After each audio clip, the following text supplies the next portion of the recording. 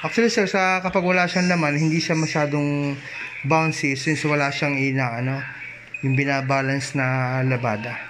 Pero kung minsan kahit walang laman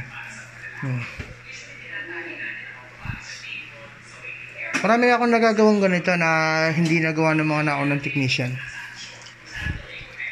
Nilaman ko pa ng tubig. Try ko lang muna Hindi para... namin maituloy-tuloy. Kaya Pero kabisado ko na to kasi although hindi magawa ng ibang technician yan, ako minaster ko na yan kasi madalas ako maka-encounter na ganyang problem dati.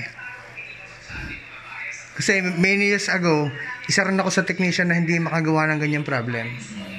So, inaral ko kung ano yung solusyon niya.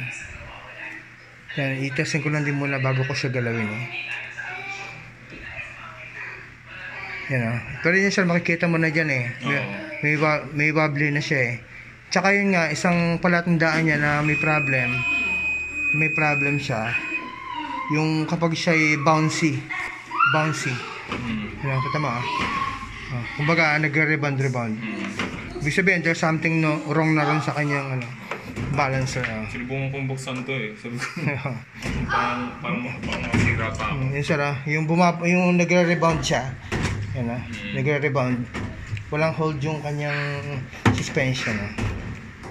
Yan isang sign yan na definitely may problem. Yan, bouncy siya. Kabisado ko dami ko nang nagagawang ganyan na hindi magawa ng... Magawa yan sir. Actually siya ganito.